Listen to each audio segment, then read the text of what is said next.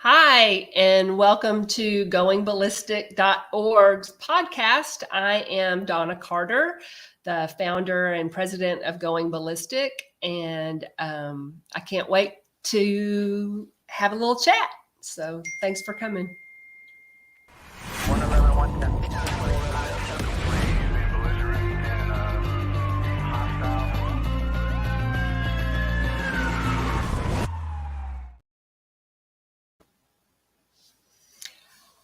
Hello, everyone, and thanks for joining us today. It is always a privilege and an honor to be able to be here and to do this. I am so excited, and I'm kind of worked up today. So I just wanted to let people know. So Going Ballistic was born out of just the frustration after Uvalde. And we have made it our mission. Our mission statement from the very beginning has been to cultivate and maintain unity while discovering the truth and using it to find real solutions. That sounds kind of wordy, but so to cultivate and maintain unity, it's odd how even something like a school shooting can immediately become polarized and politicized and divisive, when in actuality, I think it does level the playing field. Like, it doesn't matter who you are or how much money you have in a situation like that. It doesn't matter who you voted for.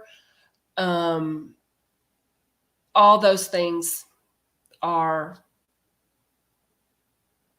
really, it doesn't matter anymore. And the fact of the matter is, it shouldn't matter most of the time anyway. And for some reason, as a society, we've made those types of issues paramount, when really, I think for most of us, they're not. The truth part of it is I think the reason, and discovering the truth. So even in the Uvalde shooting, for instance, in discovering that they did not have a rifle rated ballistic shield, and that part of the waiting done was because they were told there was one coming from the next county. It just shows kind of the thought process around everything that we do at Going Ballistic, which is we try to discover the truth, and then maintain unity means let's just look at the facts and try not to get too bogged down in feelings or emotion or details that may not drive us towards a solution, because that's the real thing, is finding solutions. So if that was the problem, right? There's always lots of problems, but then a solution is to get equipped, is to equip our counties with ballistic equipment that's going to protect them so that they don't have to wait anymore, or don't have to wait next time. And to just approach this as if it's going to happen, no matter what type of community we're in, whether that's suburban or rural or inner city. Like, those things don't matter anymore either. And I just want to make sure that we're doing our due diligence to make sure that we are focused on solution, and that we know what the real problems are. And that sometimes is going to align with political aspirations. But the fact of the matter is, I don't care who you vote for.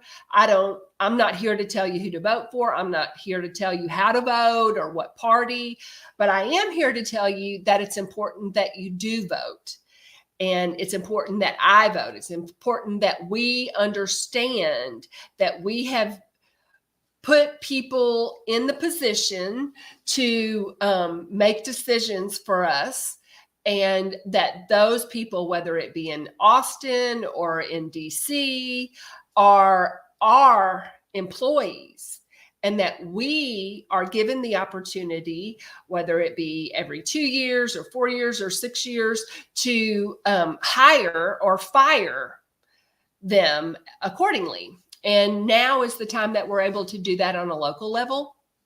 And so I just want to make people aware, because it seemed odd to me. I didn't know that right now is when we are going to put candidates on the ballot for the primary. And in the primary is really where we're going to go, you know what? It doesn't matter, whether you're a Republican or not or whatever. Like, I don't think you're doing a good job. And the only way to make sure that we have someone in doing a good job is to make sure that we come out for the right person in the primary. And as far as election integrity goes, right now is when we can make sure that we have people who are precinct chairs. So there's the county chair, and that county chair is supposed to make sure every precinct chair seat is filled, and that those people are doing their job. And it's up to us, right? And it's up to me now to make sure that I am holding my county chair accountable, because that is our job. If they're in, a lot of times what I have seen is that these positions are held by people who've been doing them a long time, and they have gotten comfortable with knowing that they're not going to have an opponent to worry about, and really just the status quo has become to just kind of let the people who've been in charge just be in charge, that they know what they're doing. And the fact of the matter is, what I have seen is a lot of times that these people aren't really doing anything.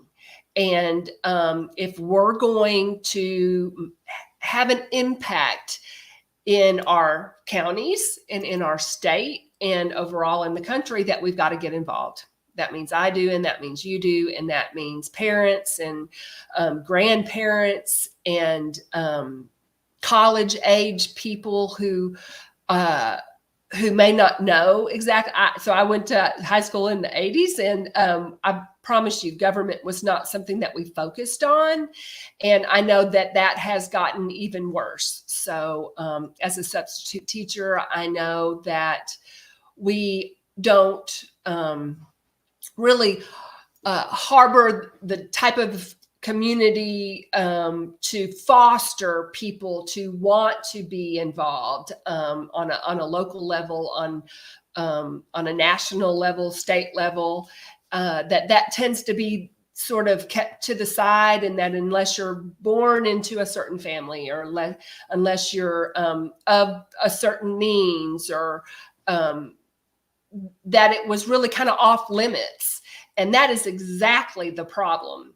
And it is not off limits. And that I don't think it's a blue and red issue even anymore, that this is about that we're at war and we don't even know it.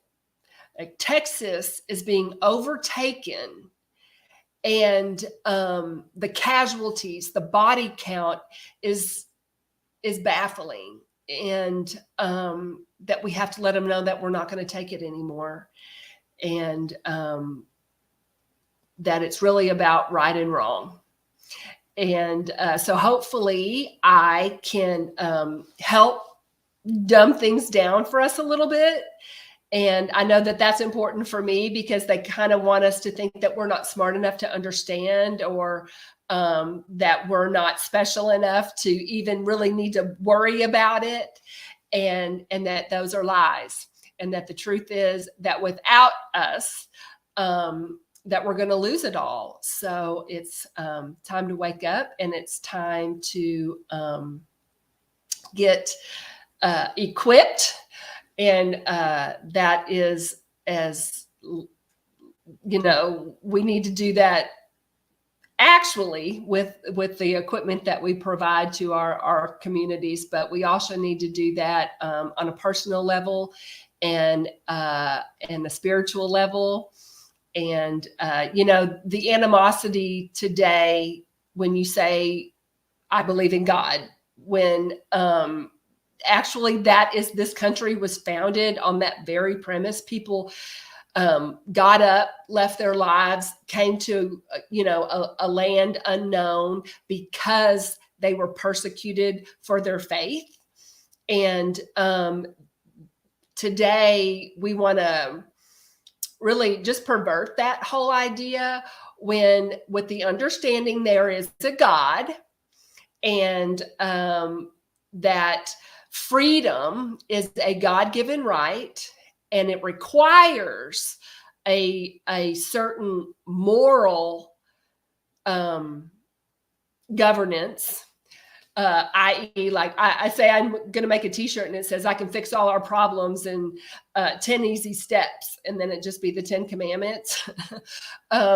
But unfortunately, as a society, we have just really gotten off kilter, and it's time to let them know that that there is a truth, and that on that truth is where this nation has always stood, and we will continue to do that. So call your local county, find out what positions are open, find people to run. So from now until December 11th is when we have to make sure that we've got the right people who are going to stand up for us and do the right thing. So you know, as always, come to our website, follow us on social. I'm not great at that, but I'm trying to get better, and I am just so grateful and just so thankful. And if your county needs a shield, let us know,